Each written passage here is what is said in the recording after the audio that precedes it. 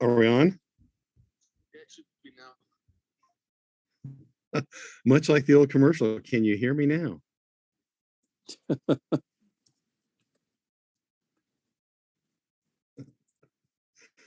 Oh,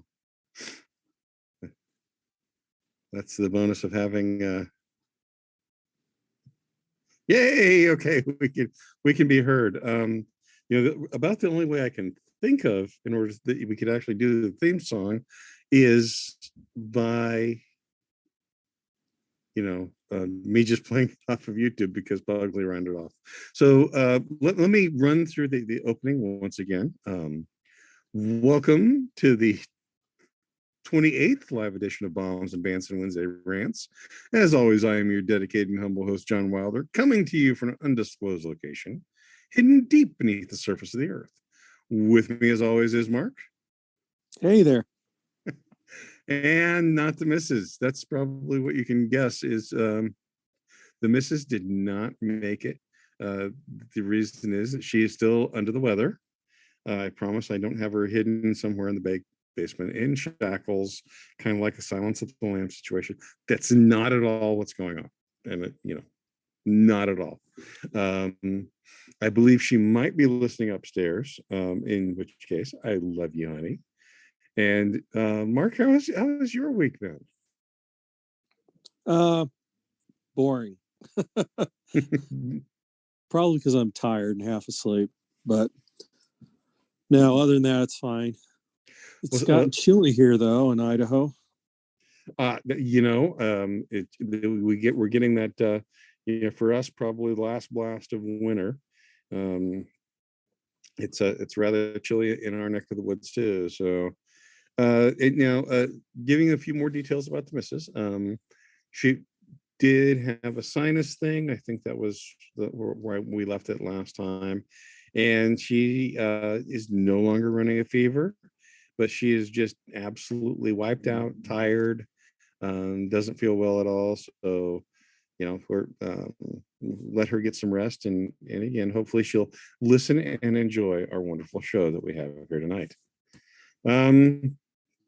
So that being said, you're ready to head on with it? Oh yeah. Let's talk about what's on everyone's mind, the Ukraine. And so the Russians have moved into, I'm going to call it, we call it disputed territory, but the Russians have moved into two areas that were, well, at least at one point, in the Ukraine. And sounds like Justin Trudeau, of all people, has decided to take a stand against tyranny. He doesn't want authoritarianism. Can you believe that? Oh yeah. Yeah, I saw that actually just a little bit ago that he'd finally pulled his, or had terminated the emergency. Well, as what I have heard is he's terminated the emergency except for financially freezing the accounts of people that disagree with him. I believe that what I heard was, and I haven't, this is not something I have verified, but I've heard that, again, taking everyone's money still on the table. Well, his finance minister did say that she wanted to make it permanent. And Codex noted that Justin's mad because they're infringing on his copyright.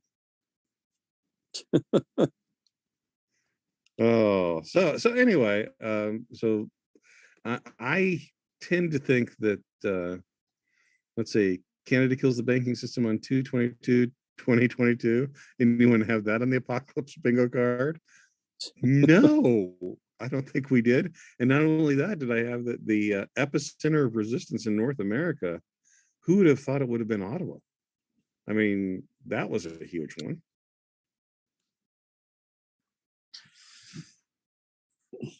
Well, yeah, I don't think anyone would have guessed anywhere in Canada, even if, so. I'm certainly proud of our brothers up to the north. And one particular incident in Canada that I found particularly disturbing, um, in a way that I shouldn't be surprised anymore. I really shouldn't be surprised anymore. But the Toronto newspaper, I think it was the Toronto Star, came out and said people have been creating deep fakes that showed police trampling an old lady. Those weren't deep fakes. Police trampled an old lady in a mobility scooter. And if the word I hear is correct, she wasn't just an old lady, was a Mohawk elder. So people are really angry up north.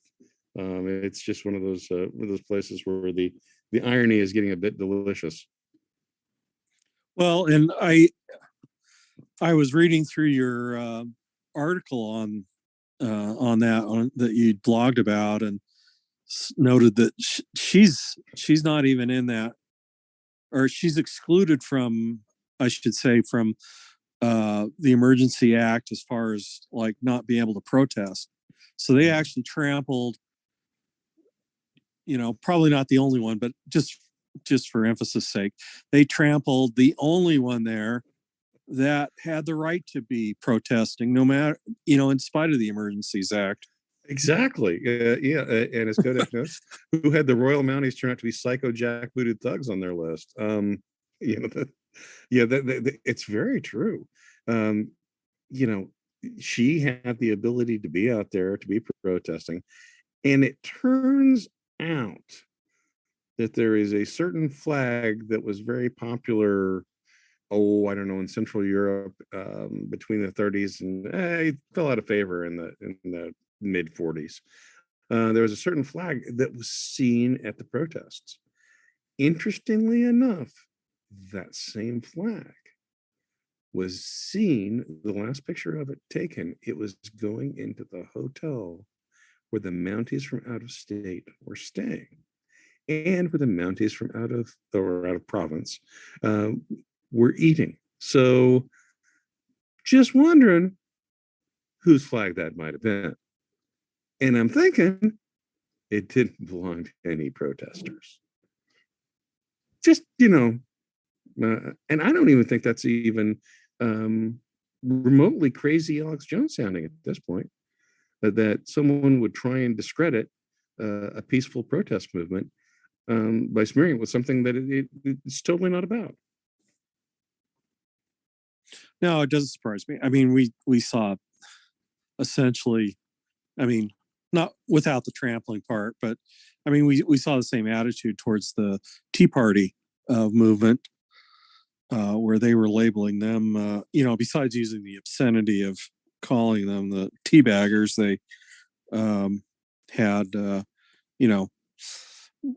made many comments about them being white supremacist, or, something related to a certain political party that was popular in Germany in the 30s and 40s.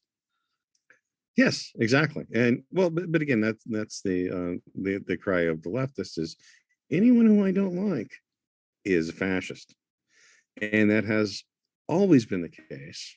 Well, that's because that's what Stalin said. Well, yeah, yes. Well, but again, remember that the anti-fascists actually all appeared before the fascist parties. Anyway, moving back a little bit towards Ukraine. I guess I tried.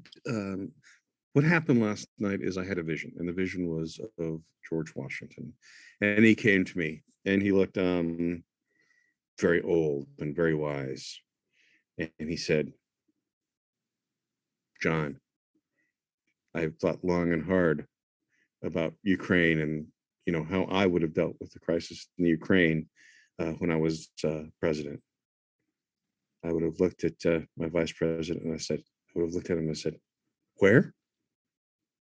So what?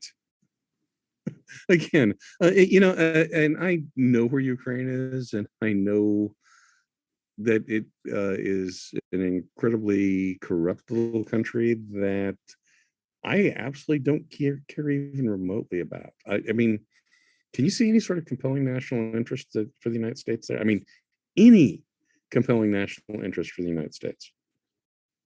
No, I do not. Other than uh, if it were the U.S.'s policy to undermine and weaken Russia, and that's the only purpose. Yeah, that would. Yeah, I could see that. But again, if China tried to get Mexico as part of the Chinese cooperation and bring Chinese troops up to the border with with New Mexico and Texas, I kind of think we wouldn't like that. Well, and to take the other position, I mean, there is a treaty obligation that was in there. I mean, we did promise Ukraine to provide defense in exchange for them getting rid of their nuclear weapons after the collapse of the Soviet Empire. So yes, there's an obligation there, and again, if I think this entire thing would have been done if all Ukraine had said is, oh, okay, we're not going to go for NATO, we're not going to apply to be in NATO. I think this would have been over. It would have been complete. But one thing that I'll tell you that Russia has done, and I think Russia's already won in this case, Russia has made it so that Western investment in Ukraine goes to zero. I mean, if you were a Wall Street financier, are you going to invest in a $7 billion project or a $2 billion project or a $50,000 project in Ukraine right now? Not a chance. So if Ukraine can't get money from the West, it'll be pushed back into the Russian sphere of influence. So I think Putin has already won, and I don't think he needs to push an inch farther than where he is today. See, I would disagree and the reason is this is Putin's position, at least his public position, is that he did not want Ukraine to be part of NATO, and he has, that's his whole basis. Even to his own people, that's the argument he's making, is that we can't let Ukraine become part of NATO. Now, where he's put himself in now as a position is that he has to invade Ukraine, because if he doesn't, I am 100% sure that the first thing that the West will do is, when it becomes apparent, if it were to become apparent that he wasn't going to invade Ukraine, I suspect the next step will be that Ukraine will become a member of NATO. I think Putin has pushed the West into that position where they now have to make Ukraine part of NATO. Well, and if that's the case, if that's the case, he will be in Ukraine by Sunday. If that's the case, and that's a very good point. That is a really good point. Switching gears a little bit from the Ukraine, I mean, not completely out. Sounds like a massive cyber attack is in motion, which is, I mean, that would make a lot of sense, because war itself is no longer stuck with conventional means. And again, I've been wrong before, and I shouldn't say anything because I don't see Russia. I don't see the entire world going up in flames. But yeah, the president's got to protect his cash, as indeed Quizzer notes. Won't somebody think of the president's finances? I mean, you need 10% for the big guy. Let's jump away from these kind of dark things, and those are they're very big, but I'm sure we'll be talking about both of these next week. I did hear, I have one last thing before I jump away. In the diplomacy to try to I won't say de-escalate things, but in a surprise diplomatic move, President Macron of France, he flew to Moscow and he met with Putin so he could surrender. So, so France is off the table. Just letting you know, France is off the table. That part's a joke, but actually Finland is off the table. Finland said, I think you guys can go and figure out this. We're happy being Finland. So Yeah. Well, I'll just as a note. I mean, we like to make fun of France and stuff and all that, but they do have ships in the Mediterranean right now on a quote maneuvers with U.S. forces. So they do have a little bit more in the skin in the game than some of our other NATO allies, such as Germany. yeah, Germany wants no part about this. No. Yeah, and well, frankly, from their standpoint, what's the only way to get to Russia? I mean, they got to go through Poland again, and look what happened last time. So yeah, that would be a bad idea, and I think the Poles would be a little bit upset on that too. The Chinese have not taken this opportunity to get a little bit crazy and with Taiwan, or I shouldn't say China, I should say West Taiwan. But they haven't taken that opportunity yet. But who I knows? don't know if you saw the story, but there was one of the Chinese news agencies inadvertently leaked their editorial guidelines on discussing Ukraine. And, my overall impression from what I read was that they were to walk a fine line to not offend either the West or Russia. Yes. Like Disney. I mean, everyone is, it's kind of the Disneyfication of news. We can't say anything that will upset anyone that we agree with politically. And again, I would say that again, Disney is the France of corporations. They've given up. But interestingly enough, as corporations have done this, China has dried up their revenue stream. So Disney movies aren't being greenlit to go into China anymore. China has, that's because they're too woke even for China. Yeah. Well, again, China is very much for the Chinese. I mean, China's not about any sort of what we would call leftism here. I mean, China's about, we'll take care of the Chinese and we'll take care of the Chinese nation, and we're really concerned about the Chinese borders, unlike some countries I know of. Anyway, yeah. So China, that is certainly something to keep an eye on up ahead. Pentagon says the Nintendo generation has weak skeletons. The Nintendo generation. So either that's a general who thinks that that we're still out playing Mario Brothers, or let's see exactly. Gen Z, yeah, he's calling Gen Z the Nintendo generation. So that's just a little bit off. I'd say that I was more the Nintendo generation, and I'm just a little long in the tooth to be in any sort of military uniform at this point, or certainly to start in a military uniform. I think the only part of basic training I would qualify for is the chow line. So moving along. Let's see. So what's gas where you're at? Gasoline. It's hovering just a few cents below $4. Okay, so it's pretty high, but not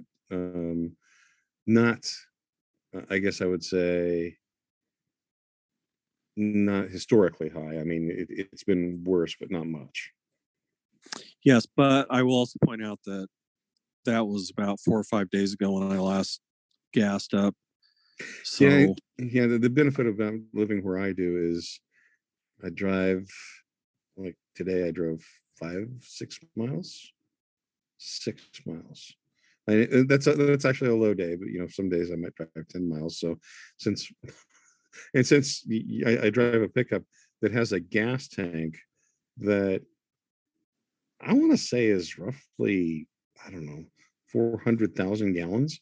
I don't have to fill up very often, so I will literally, I might fill up in March. April's probably more likely. So uh, Donald Trump has come down firmly on the side of. I said we were going to get off Russia, but there's just so much there. He is called Vladimir Putin wise for what he did, and then Jon Stewart said that many Americans like Putin better than they like American leftists, and I'm not sure he's wrong. I mean, if I had to pick one of the two people, Vladimir Putin or Jon Stewart to have dinner with, probably Putin. Yeah. So well, as long as you had radiation detectors there, just in case you're going to get poisoned. No, well, obviously I've said some nice things about him, so we're not worried about that. Yeah, but you're right. Yeah, how are things under the Putin regime? I can't complain. I think I don't. I know there's a lot of people on the right that say sort of good things about Putin, but I don't think it's because they like Putin or even necessarily what his type of authoritarianism. I think it's more that they respect him because he is willing to stand up for Russia and Russia's interests. Yes, absolutely, and that's important. You want a president who's willing to stand up for your nation. And again, I think that again, Joe Biden is more concerned about Ukraine's border than he is about the border between Texas and Mexico. And that, it's very sad, but it is true. Let's switch gears entirely. Let's talk about Tom Brady, because hopefully I believe this is the first time we talked about Tom Brady on the show. And I believe, no, we've talked about him before. We actually have talked about him before. I believe this will be the last time we talk about Tom Brady. So him retiring, hopefully we will just be smiling and enjoying his life, and we never ever have to talk about Tom Brady again. Okay. I thought he'd already. I thought that he'd already retired. No, he has retired. Okay. Yeah, but sorry, the way you were talking, I thought maybe that it was coming up or something, but okay. Yep. Nope. Tom has retired, and I'm sure that he and Giselle are going to come up with some sort of weird career where he'll become the, I don't know, maybe the Tom Green of NFL players. I'm the only person in the world who thought Tom Green was funny, but I really did think he was funny. So again, Tom, have a good retirement. Let's see. And you heard the Queen has. I mean, what could take the Queen having COVID off the front pages? Well, we've already talked about it, and there's actually a phone call coming in. So, any update on that? Have you heard any more about the Queen's COVID?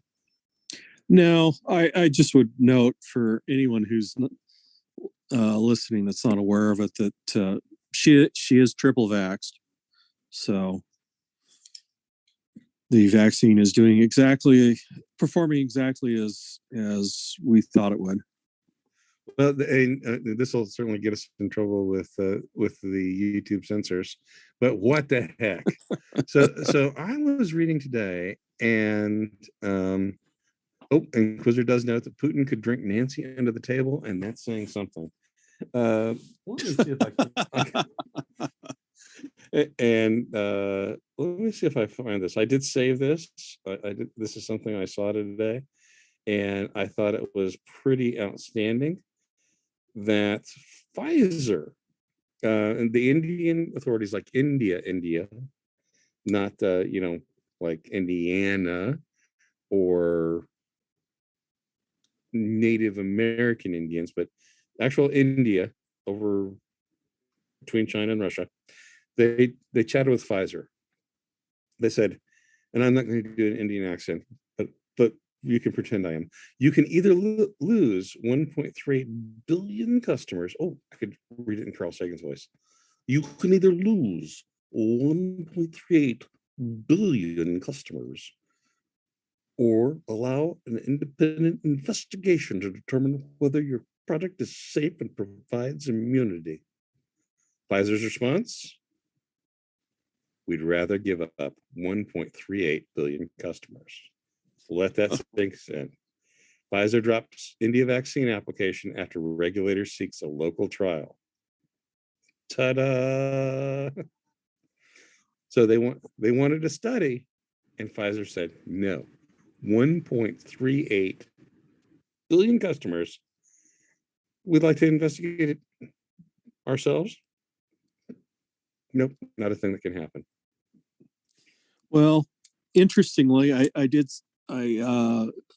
saw an article that indicated that some researchers have found that the COVID virus contains a segment of DNA that had been patented by Moderna. Yes. Yes, indeed. So yeah, again, more and more, it's looking like this is it was something that was created, which I believe you can now say on YouTube and not be termed a persona non grata.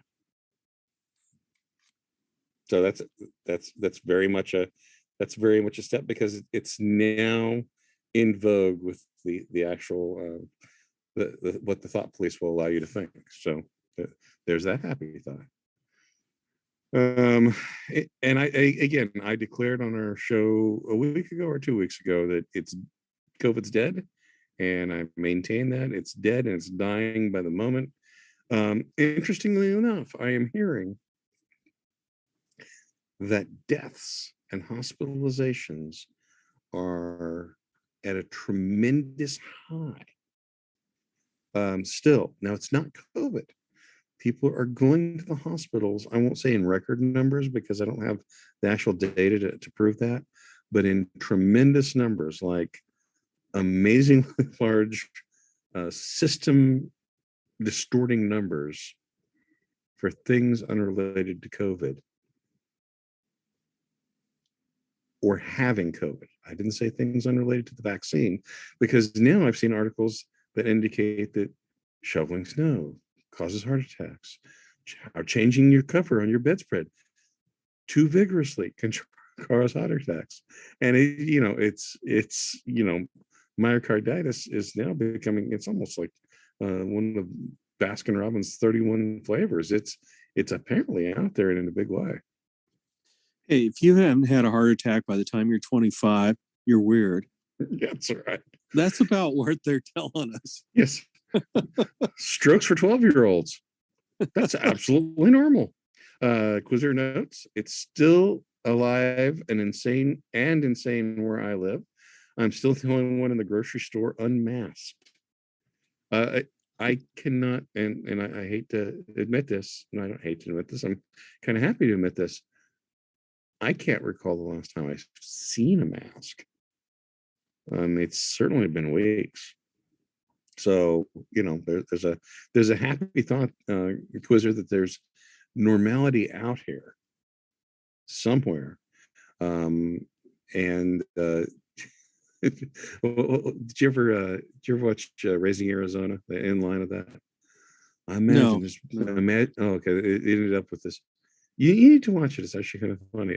I imagine that I woke up with my family, surrounded by them, in a beautiful place. Maybe it was Utah. and it was Nick Cage's the first time I ever saw Nick Cage in a role. And again, Nick Cage only plays one character. He just plays him in movies across the generations. And again, Nick Cage is, you just can't say no. Anyway, and Quizzer also notes, I dream of one day immigrating to America. Come, we're waiting here with open arms. America awaits. It's beautiful over here where we have actual freedom. And I gotta tell you, where we're at, the gun laws are primo. I mean, it's pretty good laws. So anyway, I'm jumping in. How are the gun laws up in your direction? Are they pretty good? Uh, I would say for the most part, yeah. I I don't I can't think of anything. I mean, we have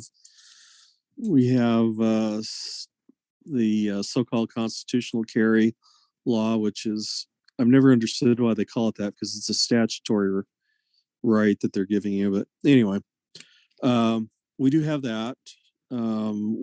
We've long had.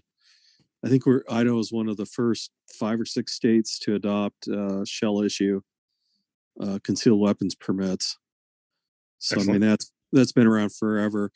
If you do have a valid uh, permit when you go to purchase a firearm, they don't have to do a NICS check or anything. So they just take it, look at it, take the information, and that's it. They don't call it in. They don't check anything. So Excellent. uh, That's pretty good. yeah. So and then Idaho's always allowed you to carry a rifle in your vehicle, at least up in the window. So like you had a rack or whatever, and stuff like that. So I mean, overall, it's been okay. The one thing that disturbs me is that there's more and more people that seem to have an aversion to firearms, though. At least, especially for like children using them. Mm-hmm. I don't know. Maybe it's gotten better over the last several years, but I was anyway. I won't go into a story, but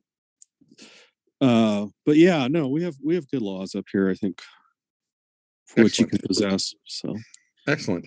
Well, but we'll move away from that because trans issues have been. I'm trying to look for a phrase that won't be a double entendre. um, Trans issues are.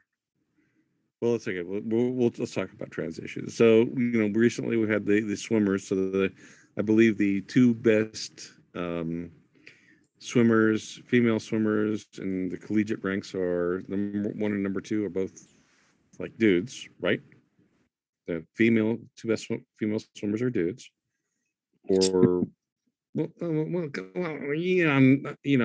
If you have to have a special word for it, it's not that thing. If you say trans women are women, then why did we have to have the word trans women? Well, because they're not. That's probably going to get us in trouble with you too. Anyway, but so we have now, and Texas has recently classified medical treatment of trans minors as abuse. So that means if you can't legally begin to transition a 10-year-old. So it sounds like there might be some sanity going on in Texas. Oh, and Minneapolis, old guy said in Minneapolis, you need a license to carry a copy of the Constitution. That is excellent. That's excellent. So in Texas, again, medical treatment of transplanters is now classified as an abuse. And so, any thoughts on where that? I view actually this whole trans thing as kind of a passing fad. But what are your thoughts, Mark? well, unfortunately, I don't think it is a passing fad. I saw the other day that 20% of was it millennials or Gen Z identified as being LGBTQ whatever. Mm-hmm. So Yeah, I tend to think that goes away. Again, that's I think sort of part of the insanity that goes right before the fourth turning, and I think we're right at the fourth turning. So I think as the crisis starts to spread, I think that stuff will go away relatively quickly. That's again my theory, and and I tend to think we have um, also reached, because we're at the fourth turning, and I should probably go back and give I know you know what I'm talking about, Mark. I should probably get back. Yeah. Um, so there is a theory that generationally we we live kind of this, the history rhymes, and it rhymes very, very strongly. So to use my father as an example, my father was a banker, and he was a child during the Great Depression. So the Great Depression really got into his brain, right? And he became a banker. And because of the lessons of the financial mismanagement by banks was so burned into his brain, because his dad was a banker too, um, so burned into his brain, he wouldn't loan money unless he knew the person could pay it back. And in fact, one of the things he was very proud of, and this was like the last week or month, he said, I never lent a mortgage that wasn't paid back. Now, if you think of that, there's a lot of people who weren't able to pay that mortgage back, right? Or that didn't get a loan. But you know what? He didn't wreck any families, and he walked away with his consciences. And so he and his generation went through that full cycle. He saw the depression. He saw the last crisis period that ended in war, and then he was part of the generation that built up out of after the war, and then he saw the coming financialization that took place in the 80s and 90s, and again, and which set the seeds for the financial problems that we have today. And that's called the fourth turning, because of the 4 generations it takes to get to that, roughly 80 years. And in the fourth turning, things go crazy. There's typically a financial crisis that follows in a war crisis. So I tend to think, is that you okay with that explanation, Mark? Yes. And so the only way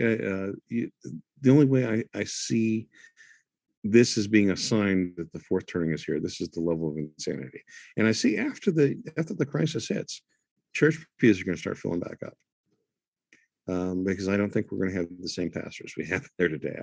I think that there's going to be some real, pardon me, come to Jesus levels of moment. And I think that Codex Nits, the only way not to be a socially outcast is to be some kind of victim. And you're automatically excluded by your skin color and sex. Then you suddenly realize you're trans, non-binary, you're back in. So again, people want to be in, and the way to be in nowadays is to be a victim, and because they've demonized a lot of people. And I think that's a Codex, amazingly insightful. That's a perfect way to put that. That's yeah, yeah, when you talk about demonizing people, I mean, I think that's a part of this ongoing trans movement. I mean, because they demonize being masculine. Absolutely, yeah. And so, I mean, if these kids are being taught that it's bad to be a white male, or at least a masculine, well, I should say especially a masculine white male, then of course they're not going to want to be that. Right. And that's exactly the case. And I'm going to jump out here for a second. Give me just a second. And there's nothing better than dead air, right? So let me get out here and well, I'm assuming everyone can hear that now. All right, here we go. I don't like them putting chemicals in the water that turn the freaking frogs gay. Do you understand that? Turn the freaking frogs gay. Crap gay. Frogs freaking frogs gay. It's not funny. I'm gonna say it real slow for you. Gay. Frogs.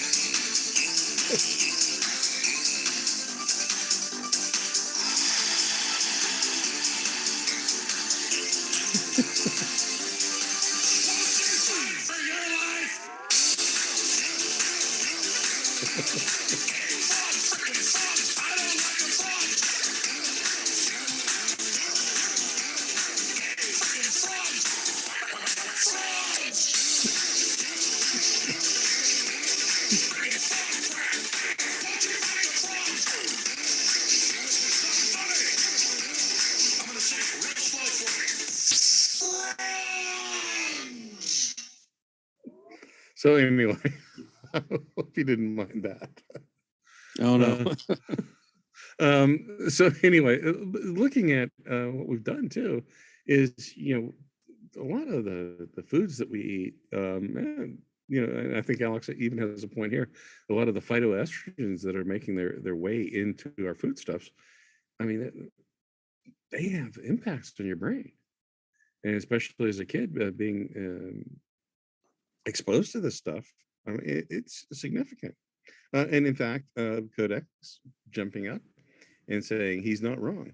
Estrogen mimetics in the water cause, I'm not going to try to pronounce it, cryptorchitis.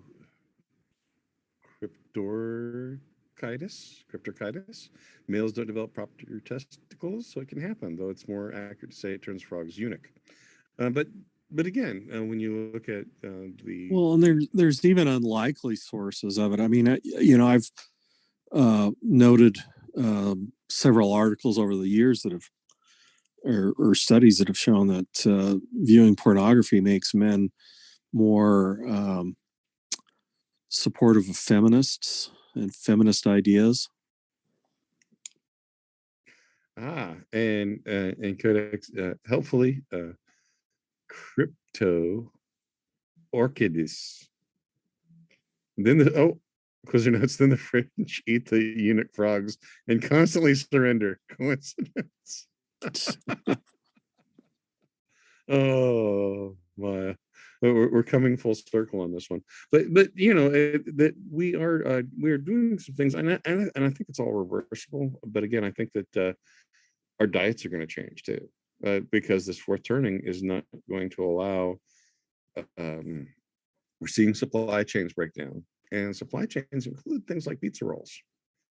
So those incredibly processed foods that we're getting, shipped halfway frozen across the country. I don't know. Have you seen any shortages in your grocery store?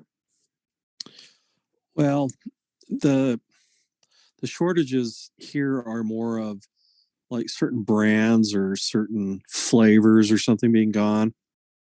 Mm-hmm. I certainly, I don't walk down on any grocery aisles and see them empty of stuff. Now, for a while, we did, during the panic over toilet paper, paper products were cleaned out pretty well in most of the stores. But as of right now, there's stuff in stock. It may not be the brand you want. It may not be the exact flavor or maybe you'll have to go with the cheaper made paper napkins or something. But they're there. Okay. Well, and that's again, I want to keep the supply chain going, but I tend to think it's becoming more tenuous as more tenuous. Yeah. Um, and I don't know if this has anything to do with it, but I mean, one thing I look at is, Idaho produces a wide variety of crops. There's canneries here. There's potato processing plants. There's lots of meat and dairy plants and producers and so forth. I mean, we have huge these dairy farms with like 10,000 or more cattle or cows, and we have large pig farms and everything. So I mean, at least to the extent that any of this stays in Idaho, I mean, Idaho does have quite a bit that it produces and keeps here. Okay. Quizzer notes, Costco was completely devoid of Tillamook sharp cheddar. The bacon was down to one bay. So, again, here we haven't run out of cheese or Bacon, cheese, bacon. Why do we need other aisles at the supermarket? If you have the cheese aisle and the bacon aisle, why do you need any other aisles? I mean, wait, steak. Okay. Well, and again, I haven't seen any issues with cheese here, but like, there's a large dairy uh manufacture or processing plant or wherever cheese factory. There's a large cheese factory just about 15 miles away from where I live. Yeah. We have large bakeries here because Boise's really sort of a regional area. I mean, it's about 5 hours to Salt Lake, which is the next largest city in anywhere close to where we are. So, and you're in the West when you measure distances by how many hours it takes. Oh, absolutely. Absolutely. And actually, where we're at in what I call modern Mayberry, it's literally hours to there's one Starbucks within a 2-hour radius, just one. So that's a positive. It's going to be a bad day to be morbidly obese when the bacon runs out, but it's not the bacon. It's the cakes and the Hostess, and it's the sodas. So, any other final stories that you'd like to bring on up? Well, I did read something really interesting the other day. I am currently reading Cody Lundine's book called 98.6 Degrees, Mm-hmm. Yes. How to Keep Your Ass Alive. Mm-hmm. And he brought something up in there that's sort of interesting. I hadn't come across anywhere else, but he talks about how people are just here on average in the United States, the average person is running about 2 quarts low on how much water they should have in their body. They're constantly dehydrated. And he notes that a lot of times when you're dehydrated, people just the signs of dehydration, that you feel are actually very similar or can be similar to hunger pains. And so a lot of people, when they're actually dehydrated, think that they're hungry, and so they eat rather than drink. So anyway, maybe that has something to do with the obesity rate as well. Yes. And in Codex notes, I've replaced all my H2O with sweet caffeine. And that's a good start. I think I didn't have anything else. We'll bring up the octopus next week, probably. But then I'm certain there'll be more Ukraine and probably more Canada, and or it might get boring. Nah, March is going to be an interesting one. So I think it's a good time to call it an evening. So thank you, Mark. Yeah, thank you. And telling Pugsley to shut it down. And I'll go try and convince the missus to get some rest. She needs to get some rest. And Pugsley, tell us